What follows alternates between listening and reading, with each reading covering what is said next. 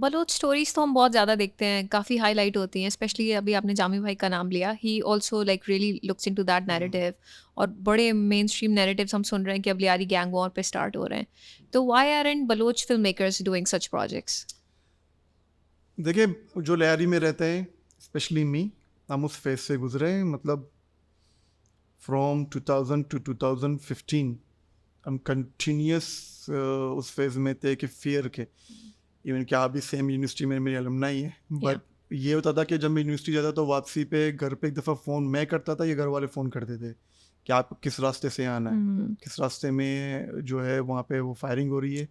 अगर बाज़ दफ़ा ऐसा होता था कि मैं लियारी के जो मेन जो एंट्री है वहाँ से बाहर बैठा होता था होटलों पे 4-4 5-5 घंटे यूँ ही, क्योंकि अंदर फायरिंग चल रही है, अंदर जा नहीं सकता मैं। बहुत दफ़ा मुझ पर स्ट्रेट फायरिंग हुई है जब मैं अंदर घुसने की कोशिश करता था। तो वो एक बार नाइटमेयर है हमारे लिए।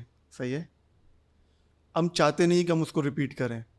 बहुत से मीडिया के लिए तो वो एक सनसनी है, बड़ा उनके लिए बड़ा अच्छा लगता है उसको दिखाना।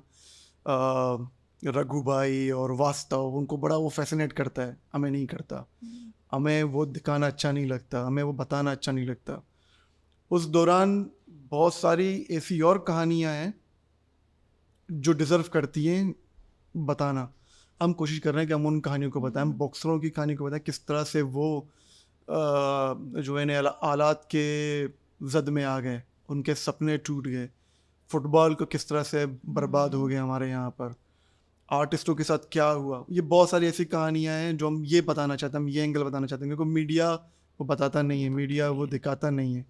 इवन कि मेरी अपनी थीसिस फिल्म थी अशत्रुज, वो खुद इस सिनेरियो के अंदर है, मगर मैंने उस एंगल को फैसिनेट नहीं किया, मगर मैंने ये बताया कि यार जब यूनिफॉर्म और नॉन यूनिफॉर्म लोग लड़ते हैं तो बीच में जो सिविलियन है वो पिसता है, तो उसकी कहानी क्या है वो दिखाना, वो बताना मेरे लिए ज़्यादा इंपॉर्टेंट है, बजाय मैं इसको ग्लैमराइज करूँ।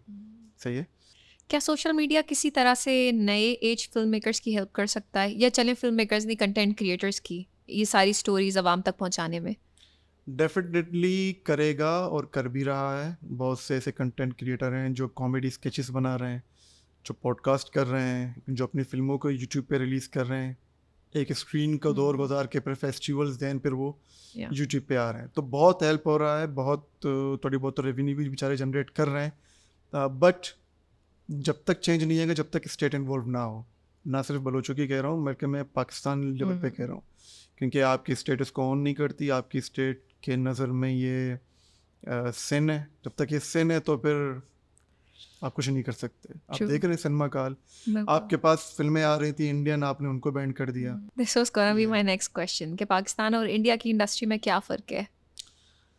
देखिए, हिस्ट्री में जाएं तो आपको पता है कि जब ब्रिटिश राज था हमारे यहाँ पर, बर सग़ीर की बात कर रहा हूँ, बलूचिस्तान उसका पार्ट नहीं है, पश्तून बेल्ट उसका पार्ट नहीं है, बट सिंध, पंजाब और फिर ऑल ओवर इंडिया की बात कर रहा हूँ, वो ब्रिटिश राज के अंडर थे। और उस वक्त पार्क से जितनी भी अम्यूज़मेंट जगह थी वहाँ पर इंडियंस और डॉग्स का जाना माना था।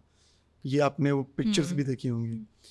तो जो रह दे के जो बचा था उनके पास वो नाटक बचा था जिसके अंदर रामायण और महाभारत और बहुत सारी चीज़ों को वो दिखाते थे। फिर जब सिनेमा इंट्रोड्यूस हुआ बर सग़ीर में, तो ये सस्ता मीडियम बना आपके फिल्म मेकर्स, सॉरी आपके मासेस के लिए, देखने के लिए, उनके लिए, क्योंकि वो पार्स में अलाउ नहीं थे, वहाँ पर इलीट्स और ब्रिटिश जाते थे। तो ये ऐसी मीडियम थी कि जहाँ पर इनको एक्सेस होता था और बड़े एंटरटेन होते थे अपनी लोकल कहानियाँ देखने में, बड़े इनको मज़ा आता था और बड़े जॉय करते थे। उस तरह करते करते ये इंडस्ट्री बनी। बेसिकली मासेस ने इस इंडस्ट्री को बनाया है। सही है। तो अगर मासेस को आप कट ऑफ कर दें इंडियन सिनेमा से, तो इंडियन सिनेमा सर्वाइव नहीं करेगी।